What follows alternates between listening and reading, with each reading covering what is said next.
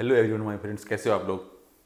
तो आज 2 साल 1.5 साल से हम लोग वीडियो बना रहे हैं, हर एक चीज़ बता रहे हैं लोगों को, है ना। लोग हमसे जुड़े हुए हैं, लेकिन आज हम आप लोग को क्लियर करना चाहते हैं कि जैसे सीजीएल रद्द हुआ है कि नहीं हुआ है, और इसके साथ साथ कौन कौन से एग्जामिनेशन रद्द हुए हैं, और जो ये अपॉइंटमेंट पाए हुए कैंडिडेट्स जो आंदोलन की बात कर रहे हैं, कोर्ट की बात कर रहे हैं, वो कहाँ तक जा सकते हैं, और टीडीपीएल का योगदान कहाँ कहाँ पे था, किन किन एग्जामिनेशंस में थी।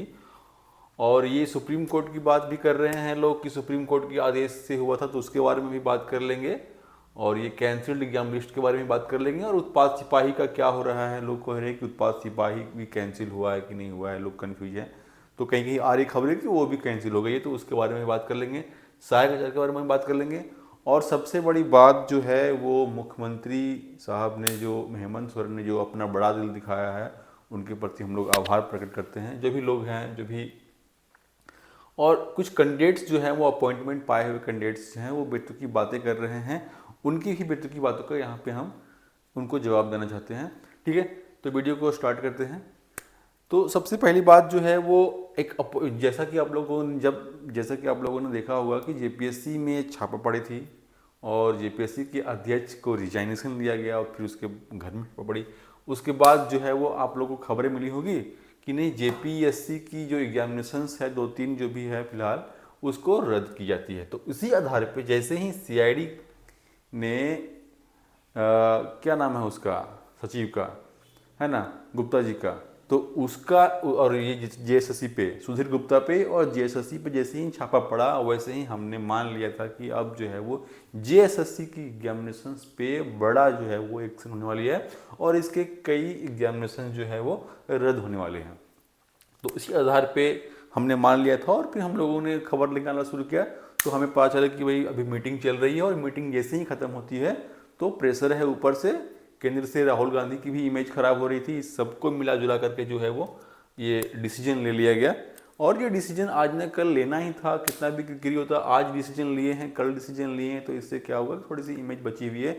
लेकिन सीएम आवास घेराव के बाद जो है वो डिसीजन लेते, तो फिर जो है वो सारा क्रेडिट जो है वो बीजेपी ले जाती कि भाई हमने आंदोलन करवाया, हमने सपोर्ट किया, तो आपको मिला है, नहीं तो हेमंत सोरेन तो कभी करते ही नहीं। तो इस आधार पे बहुत सारी बातें हैं, बहुत सारी बातें चल रही है। सबसे जो गर्म मामला पॉइंट है, अभी पहले वो इनकी बातें कर लेते हैं, है ना। अपॉइंटेड कैंडिडेट का जो ऑप्शंस है, इन्होंने जो है वो अपना एक आंदोलन भी फूंक दिया है, अपना गुस्सा भी जाहिर कर रहे हैं। मैं बहुत पहले की हमारी वीडियोज जो होंगी आप लोग देखिएगा पहले जा करके, तो आपको पता होगा कि उसमें हमने बहुत ही प्यार से बताया था, और कई बार कई वीडियो में हमने इस चीज़ को रिपीट किया था कि जो भी कैंडिडेट्स हैं और केस लड़ रहे हैं और ज्वाइनिंग की कोशिश कर रहे हैं, ज्वाइनिंग मतलब ज्वाइनिंग ज्वाइनिंग ज्वाइनिंग करके नारा लगाते थे, ठीक है, ओनली ज्वाइनिंग करके, तो उनसे मैं हमेशा से बोलता था कि भाई आज आप ज्वाइनिंग ले भी लेते हो, तो कल जो है वो आप ही फंसोगे, ये एग्जामिनेशन कभी भी रद्द हो सकता है। ज्वाइनिंग के बाद भी इसमें इतनी सारी गड़बड़ियाँ हुई थी, इतनी सारी बातें आ चुकी थी कि ये एग्जामिनेशन कभी भी रद्द हो सकता है। तो आप 6 महीने बोला था सारी बात, मैं एक बात बोला भी था एक बहुत वीडियो में कि मान लो कि 6 महीने साल भर आप नौकरी कर लोगे, तो वही आपको फायदा होगा कि आपको जो सैलरी मिल गया, यदि आप गलत गलत पाए गए होंगे तो आपको सैलरी वापस करना पड़ेगा।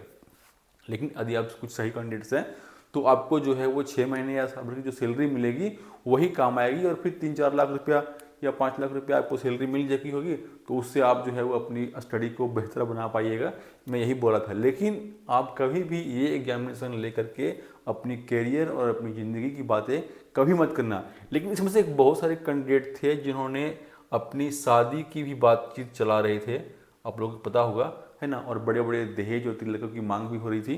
तो ये लोग अभी जो है वो अधर में हो गई है, इनकी जिनकी शादियाँ लगभग की शादियाँ लगी थी, शादियाँ तो शायद हो भी नहीं है अभी किसी की, तो शादियाँ जिनकी लगी थी वो शादियाँ अब रुक जाएंगी, जो पैसे वैसे लेन देन किए भी होंगे वो उनको वापस करना पड़ेगा, कोई उपाय नहीं है। और मैं सिर्फ इतना ही फ़ायदा उनको होगा, मैं पहले ही बोला था, साल भर की 6 महीने की पहले की वीडियो आप लोग निकाल के देख लेना हमारी, मैंने यही बोला था कि आपको सिर्फ इतना ही फ़ायदा होगा कि आप 6 महीने या साल भर की जो आपको सैलरी मिलेगी, वही आप उसी सैलरी को बचा कर रखना, संभाल के रखना, वही सैलरी आपका काम आएगा। और इस एग्जामिनेशन को, इस वैकेंसी को ज्वाइन करके, इस नौकरी को ज्वाइन करके आपको उससे ज़्यादा कुछ नहीं मिलने वाला है। जो बड़ी बड़ी बातें कर रही हैं, कोर्ट की बातें कर रही हैं, कोर्ट ने तो अपने आदेश में खुद लिखा हुआ है, मैं कितनी बार पढ़ के भी सुनाया हूँ, कितनी बार मैंने वो ऑर्डर दिखाया हूँ, खुद लिखा हुआ है अपने ऑर्डर में, उन्होंने खुद लिखा हुआ है कि भाई आपका जो है वो ये कंडीशनल ज्वाइनिंग है। सबसे बड़ी बात है कि ये जो है वो कंडीशनल ज्वाइनिंग है, आप लोगों को ये बात पता होगा, है ना। उनकी अपॉइंटमेंट लेटर में ही लिखा हुआ है कि ये कंडीशनल ज्वाइनिंग है, मतलब कि जो आप ज्वाइनिंग कर रहे हो, यदि इसमें कुछ भी गलत पाया जाता है तो आपकी नौकरी प्रभावित होगी। उसकी जांच से सीआईडी, देखो बहुत लोग बोल रहे हैं कि नहीं, ये लिखा हुआ है कि जिसकी जांच जो पाया जाएगा गलत, उसकी नौकरी, जो गलत पाया जाएगा उसकी नौकरी छिप जाएगी, और जो गलत पाया गया नहीं, जिनके खिलाफ कोई सबूत नहीं मिले, वो उनकी नौकरी नहीं जाएगी। तो एक बात बताइए आप, ये आप कैसे साबित, मान लो सरकार आपको बोल दिया गया कि आप जो है वो गलत से हुए हैं, तो आप इस बात को कैसे साबित करोगे कि हमने गलत नहीं किया है? आपके पास कोई ऑप्शन, मान लो कि क्वेश्चंस लीक है, तो आप कैसे पता करोगे कि आपका जो है वो फ़ोन पे जब बात कर रहे थे किसी से, तो वहाँ से, या फिर कोई आकर के आपको सामने में चीट दे गया होगा। जब क्वेश्चन झारखंड के बाहर है, स्टूडेंट्स लोगों के बीच में है क्वेश्चन पेपर, आंसर पेपर, तो आपके पास नहीं मिला था, ये बात आप कैसे साबित कर पाओगे? तो इस आधार पे मैं पहले शुरू से बोलता रहा हूँ कि फिर आपके पास, और कोर्ट ने ये कहा था कि भाई नौकरी प्रभावित, ठीक है, मान लो कि मैं मानता हूँ कि आपकी कैंडिडेट जो है वो आपकी स्पेशल सिंगल के लिए बोला होगा कि जिसकी जांच में पाई जाएगी उसकी प्रभावित होगी, ठीक है। तो जब क्वेश्चन ही बाहर है, आंसर ही बाहर है, लोग एजेंट घूम रहे हैं पैसे के नाम पे लेकर के, तो उस केस में आपके पास भी सरकार तो साफ साफ कह सकती है ना कि आपके पास भी, आपने भी फायदा लिया होगा। जब हमारा क्वेश्चन ही हमारा आंसर ही जो है वो हमारे एजेंसी से, हमारे नेटवर्क से, हमारे दायरे से बाहर थी, टेबल पे थी कहीं पे, तो आप भी उसमें लिए होंगे। इस पे हमारा पूरा राइट है कि हम इसको कैंसिल कर सकते हैं। हम अपनी गलती मानते हैं, हम अपनी एजेंसियों की गलती मानते हैं, हम अपनी एजेंसियों को ब्लैकलिस्ट कर रहे हैं, उसको सस्पेंड कर रहे हैं, उसको जेल में डाल रहे हैं, उन्होंने गलत किया इसके बारे में, तो आप भी इसमें लिए होंगे फ़ायदा। ये सरकार बोल सकती है कि नहीं बोल सकती है? आप ही बोलो, बताइए। जब उसका क्वेश्चन पेपर ही बाहर है, ये दायरे में क्वेश्चन पेपर जेएसएससी का होना चाहिए, इसी बाउंड्री के अंदर उसका क्वेश्चन पेपर होना चाहिए, ठीक है। अब ये क्वेश्चन पेपर यहाँ तैर रहा है, यहाँ तैर रहा है, यहाँ तैर रहा है, आप यहाँ पे खड़े हो, आप यहाँ पे खड़े हो, ठीक है। तो आप जो है वो इसको आपने नहीं लिया, ये आप तक नहीं पहुँचा, ये कैसे? जब ये साबित कर रही है सरकार, जो ये साबित कर रही है कि हमारा क्वेश्चन पेपर यहाँ से बाहर निकला था, अब यहाँ से किसके किसके पास गया होगा, यहाँ भी गया होगा, यहाँ भी गया होगा, तो हम इस बात को मानते हैं। जब हम इस बात को मानते हैं कि आपके पास भी गया होगा, इस बात को आप साबित कैसे कर सकते कि मेरे पास नहीं गया है? तो इस आधार पे आप सरकार से नहीं लड़ सकते। यदि आपकी नौकरी 2-4 साल पुरानी हो गई रहती, 2-4 साल 5 साल पुरानी हो गई रहती, तभी जो है वो आप सरकार से लड़ सकते थे, आपकी कोर्ट में आगे बात कर सकते थे कि हम इतने दिन से यहाँ पे काम कर रहे हैं, हमारे सब कुछ छूट चुका है, अब हम कहाँ जाएंगे, हमारी शादी हो गई, हमारे बच्चे कहाँ जाएंगे। तो इस आधार पर जो है वो आपको सुप्रीम कोर्ट जाते जाते आपको राहत मिल जाता। लेकिन अभी आप केस लड़ना शुरू भी करोगे सरकार के खिलाफ, अभी आप मान लो सरकार के खिलाफ केस लड़ना शुरू भी करोगे, तो 2-3 साल तो आपको जो है वो लग जाएगा। केस लड़ने का अधिकार है आपको, केस लड़ने का पूरा अधिकार है आपको। 2-3 साल तो आपको लग जाएंगे यहाँ हाई कोर्ट में। आप जीत भी गए तब भी सरकार जो है वो आपके अगेंस्ट में चली जाएगी। जब वो फैसला कर चुकी है, जब पिछली बार जब हुआ था ना भाई कि वो ज्वाइनिंग के खिलाफ, ज्वाइनिंग के पक्ष में थी, तो जब जिस पक्ष में होती है सरकार, उसी पक्ष में वो रहती है। अब हाई कोर्ट में आप जीत भी जाते हो तभी आपको सुप्रीम कोर्ट जाना पड़ेगा, फिर आपको 2 से 3 साल वहाँ लग जाएंगे।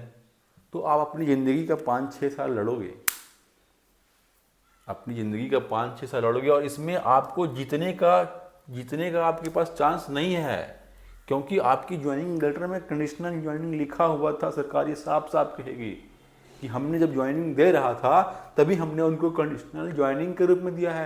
अरे भाई, जब कंडीशनल ज्वाइनिंग के रूप में नहीं होता तब भी सरकार के पास पावर थी उस वैकेंसी को रद्द करने की, उस आपकी नियुक्ति को रद्द करने की। आप लोग इतने अधिकारी हो पढ़ लिख करके, हम ये नहीं कह रहे हैं कि आप लोग जो है पढ़ लिख करके नहीं गए हो, आप लोग सिलेक्ट हुए हो, अच्छी ईमानदारी सिलेक्ट हुए हो, फिर भी आपको इस बात को समझनी चाहिए। और मोह माया से, मैं आज से नहीं, ज्वाइनिंग से पहले ही ये बात बोला हूँ कि मोह माया से निकलिए, सरकार के चंगुल में मत फंसिए। आप 200 100 से 300 लोग हो, आप 200 से 300 लोग हो, आपके 200 से 300 लोगों के आड़ में 1700 से 1800 लोगों को सरकार बेच रही थी। 1800 लोगों को, मान लो, चलो जैसी बातें बाहर चल रही है उसके अनुसार हम बता रहे हैं, 1800 आप 2 से 300 के आड़ में ये 1800 लोगों को सरकार बचा रही थी, आपको यूज कर रही थी। मैं उसमें भी बोला था ये बात, मैं उस टाइम पे भी बोला था ये बात कि आपको जो है वो 200-300 लोग जो भी ईमानदारी से गए हैं उन वो सिर्फ जो है वो 1800 लोगों के बीच में यूज हो रहे हो, है ना, वो सब जो है वो उसमें इस्तेमाल हो रहे हो।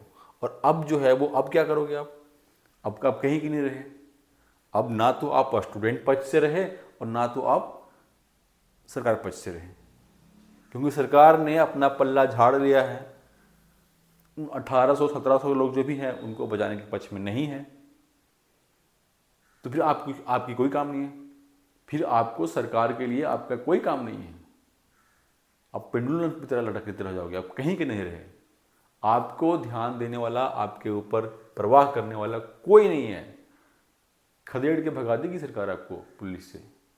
जब वहाँ पे विधानसभा में इन लोगों को खदेड़ के भगा सकती है तो आप लोग क्या हो? कुछ नहीं हो। आपकी अपॉइंटमेंट नोटिस निकाल देगी आराम से, सीआईडी की रिपोर्ट कल जमा होगी, परसों निकाल देगी सरकार कि हम इसको रद्द करते हैं।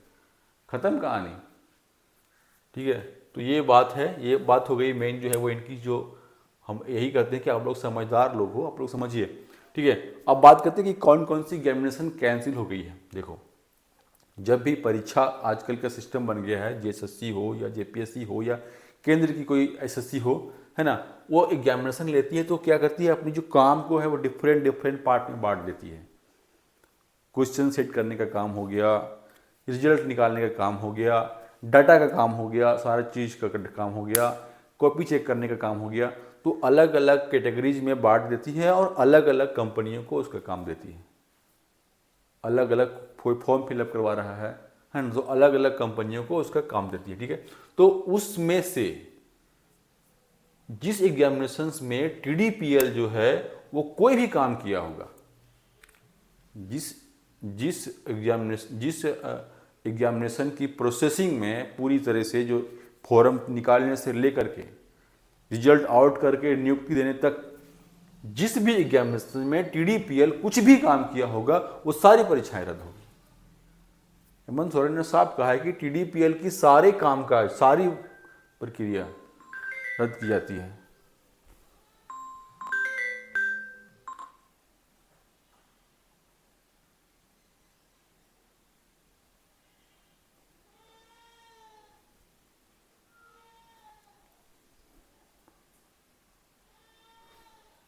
हेमंत सोरेन ने साफ साफ कहा है कि टीडीपीएल की सारी प्रक्रिया को हम जो है वो, जो भी वो काम किया है उसको हम कैंसिल करते हैं। तो जब उनकी काम ही कैंसिल हो जाती है, मान लो कि उसने रिजल्ट निकाला होगा या फिर कॉपी चेक किया होगा या फिर फॉर्म फिलअप करवाया होगा, कुछ भी किया होगा, तो उसकी जब काम ही खत्म हो जाती है तो वो पूरी प्रक्रिया ही रद्द हो जाती है ना। अब कॉपी चेक करने, फॉर्म फिलअप करवाया ये रद्द हो गया, तो फिर इसकी रिजल्ट की क्या वैल्यू रह गई?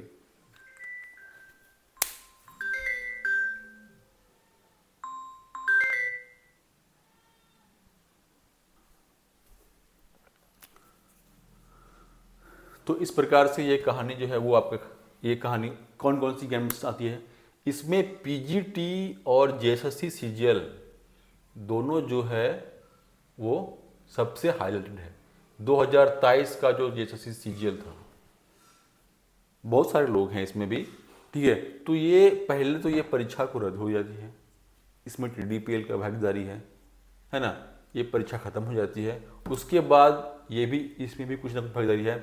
अभी सहायक आचार्य के बारे में बात की जा रही है, तो सहायक आचार्य में कौन सी एजेंसी ने काम किया है ये सार्वजनिक नहीं हुआ है अभी।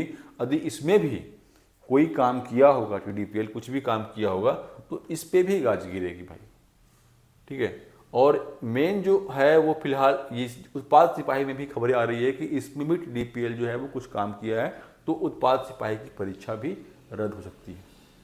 मतलब उसका कहना साफ था, अपने हेमंत सोरेन की जो बातें हैं वो साफ से की होगी। और अब एक बात कर लेते हैं, कॉन्ट्रैक्ट लिस्ट के बारे में बात कर लिया है ना, और ये सुप्रीम कोर्ट की बात जहाँ तक आ रही है कि सुप्रीम कोर्ट जो है वो सुप्रीम कोर्ट ने इसमें इंटरफेयर किया ही कहाँ। उसने ने साफ कर दिया था कि भाई जब हाई कोर्ट की निगरानी में जांच चल रही है, उसकी निगरानी में काम अभी अधूरे पड़े हैं, तो हम जो है वो अभी इसमें इंटरफेयर क्या कर सकते। तो फिर आप कैसे कहते हो कि सुप्रीम कोर्ट के आलोक में हुआ है, सुप्रीम कोर्ट का मुहर है उस पर, सुप्रीम कोर्ट का ठप्पा है। सुप्रीम कोर्ट का ठप्पा आपसे आपकी नियुक्ति कहाँ हुई है? सुप्रीम कोर्ट ने आपकी अपॉइंटमेंट तो पहले हो चुकी थी। सुप्रीम कोर्ट में आपकी अपॉइंटमेंट की बात की गई थी रद्द करने की, स्टे लगाने की बात की गई थी, तो सुप्रीम कोर्ट ने उसको नहीं माना था, ठीक है, नहीं माना था उसने। तो इसमें इस बात को आप कैसे कह सकते हो? जब जांच के बारे में बोला गया कि हाई कोर्ट पर थोप दिया गया, उसने सुप्रीम कोर्ट ने हाई कोर्ट की प्रक्रिया को कंप्लीट करके आने के लिए बोला, तो उसमें सुप्रीम कोर्ट का कोई इंटरफेरेंस था ना आपकी हाँ थी, ना आपके लिए ना थी, ना आपके लिए हाँ थी, ना आपके लिए ना थी। ये आपको समझना पड़ेगा। तो अब बात आती है कि हाई कोर्ट से क्या हो सकता है, हाई कोर्ट से क्या हो सकता है। मैंने कितनी बार बोला है इस बात को कि आपका जो CID जांच कर रही है, मैंने पहले भी बोला था बहुत सारी वीडियो में कि CID जब चाहे तब जो है वो इसको कैंसिल करवा सकती है, जब चाहे तब जो है वो इसको कैंसिल करवा सकती है। तो CID आज जा करके अपनी जो पहले वाली रिपोर्ट है जिसमें उन्होंने बता रही है कि नहीं 135 क्वेश्चन कितना 120 क्वेश्चन जो है वो आउट था, मैच कर गया था, आंसर मैच कर गया था, ये बात एक्सप्लेन करके बोल देती है और सरकार उस पर बहस कर देती है, सरकार के वकील उस पर बहस कर देते हैं, डेट लेकर के तुरंत जब चाहे तब डेट ले लेंगे। वो आज जमा करेंगे 15 दिन के अंदर उनको डेट मिल जाएगी। सरकार की बात है, हेमंत सोरेन की बात है, जब चाहे तब डेट ले लेंगे और पहला डेट में जैसे ही वो बोल देंगे कि भाई ये है पिटिशनर के, आप तो उसमें पार्टी भी नहीं हो, आप इंटरवेनर के रूप में उसमें गए थे, लेकिन आपको तो पार्टी भी कभी एक्सेप्ट नहीं किया उसमें, है ना, तो आपको तो पार्टी भी नहीं। अब आपका दो पक्ष के बीच में लड़ाई चल रही है कोर्ट में, दो पक्ष के बीच में लड़ाई चल रही है। अब ये पक्ष ऑलरेडी सरेंडर हो रहा है, एक पक्ष जो है वो अपने आप सरेंडर हो रहा है, ये सरेंडर कर गया, यही इसके पक्ष में सबूत दे रहा है कोर्ट में जाकर के। ये तो खुश है ही, ये तो खुश है ही, तो जजमेंट में क्या आएगा? जजमेंट में क्या आएगा सो बताओ। जजमेंट में यही आएगा कि भाई हाँ परीक्षा में धांधली पाई गई, पेपर पहले से लीक था, ह्यूज लेवल पे लीक था। ये तो बोल देगी ना कि ह्यूज लेवल पे लीक था, बहुत ही सारे क्वेश्चन जो है वो पहले ही बाहर चली गई थी।